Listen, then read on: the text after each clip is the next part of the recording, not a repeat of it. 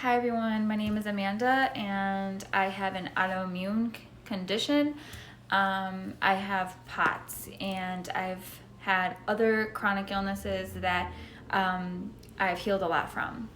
A lot of those were GERD, which is chronic acid reflux with everything, and chronic fatigue syndrome. Now, having POTS, having chronic fatigue, and GERD, I was just ready to give up. I literally was just done with life because my whole day, every day for a year and a half was just me throwing up, my heart beating really fast. And when you have GERD, that exacerbates your symptoms. And then also my anxiety heightened because of my symptoms. And I'm already an anxious person. I've had anxiety since a little girl. I talk very openly about my struggles with anxiety and chronic illness because I believe we can heal from anxiety. We don't just need to cope with it. I believe we can heal chronic illness, that we don't need to be chronic.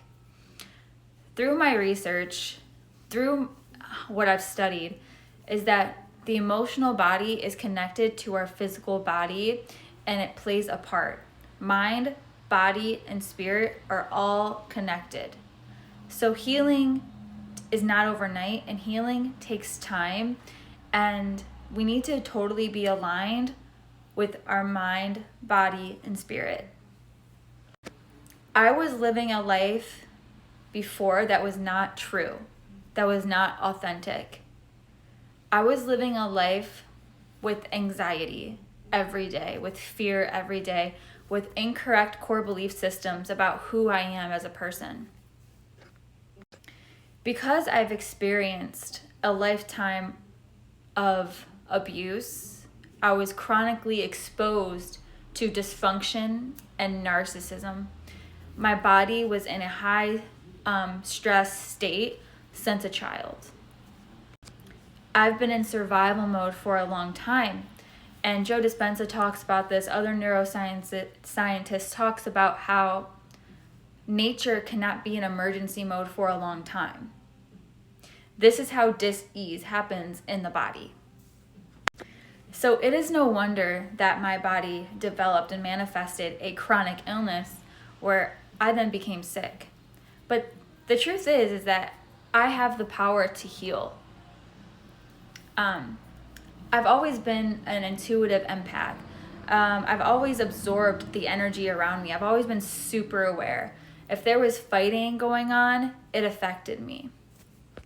So watching my parents' marriage just be dysfunctional and not loving, it had a deep effect on me.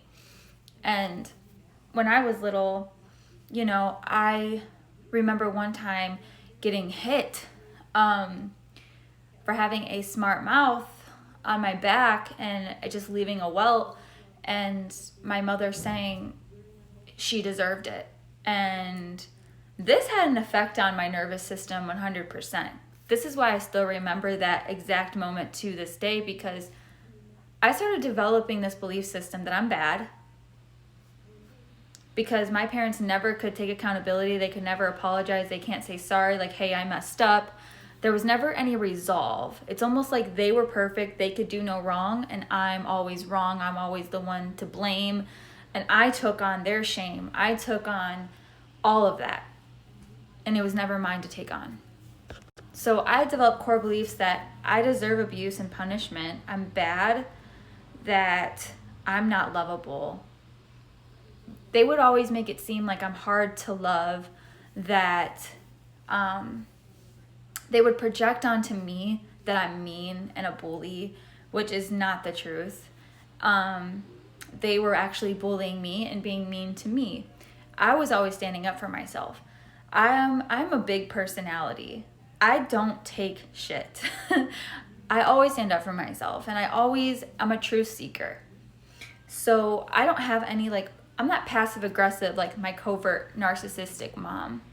I'm to the point. I'm straightforward. I'm very blunt. I say what I mean. And I'm very expressive. Well, I used to be, like, and how I felt. But I learned expressing my feelings where I was shamed for that. And I was just told I'm wrong for feeling that way. So, and I was also invalidated with my feelings, and my feelings were also dismissed and minimized. With every emotion that I had, it was minimized. It was always, oh, you just complain, or that is so petty, like, grow up, like, they were just joking, you're just too sensitive. So everything came back on me, that it was my fault and that my emotions somehow were false and my reality was false, when really it was the truth. You know, as a scapegoat in a family, in a dysfunctional family where I was getting abused by my younger sibling, and even into adulthood getting abused by my younger sibling. When I moved back into my parents' house after I became chronically sick, I knew that was going to be very, very unsafe for me. But I was hoping in the back of my mind that maybe they would treat me better because I'm sick, and they'll be loving and supportive, and they won't hurt me or abuse me in any way emotionally. Unfortunately, abuse is a pattern, and they don't change. They rarely change, and I was more emotionally abused as I was sick. When my younger sibling, who has NPD, unfortunately, would call me names, give me hostile looks, and I would call it out, my mom would just say, like, you're just being petty. What did you do? You're not perfect. What did you do to make him do that? I'm just like, okay, something is not right with my mom. So me and her have had a very challenging relationship. I just, she's not well. She's mentally not well. And that is so apparent. She's not healthy-minded. She's not a healthy person. She's very bitter. She's miserable. I don't even go to her for good news, because when I do try to go to her for anything like good that's happening or my goals, it's like totally not interested. She won't even make eye contact with me. She treated me while I was sick like I didn't even exist.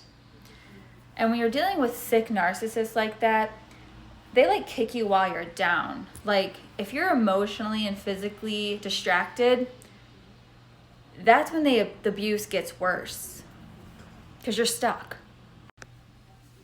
And I had nowhere to go, and I would try and voice how I felt, and I would just get raged at. It was a very, very unsafe environment for me. While I was sick there was no way I could truly heal my body in a place where I got sick in the first place. You guys hear that saying, you can't heal where you got sick. So it was definitely challenging for me to work on myself and try to heal in an environment that had my nervous system perceived as threat at all times. So I could never truly relax. So now I'm in an environment where I'm safe and I can really start healing, and I'm so grateful for being and getting out of there and just being in my own place where I can start my healing. I really no longer care to have a relationship, or I'm no longer blaming myself for my parents' rejection towards me and how they've hurt me. I'm no longer blaming myself, because I was nothing was wrong with me. I was innocent, and I have to constantly remind my inner child that it wasn't my fault and I was innocent and what happened was not okay. But I'm learning now to forgive, because you either need to let it go or it's just going to drag you down. And it was dragging me down to hold on to resentment and grudges and all that towards them. I have to forgive and just have those physical boundaries to keep myself safe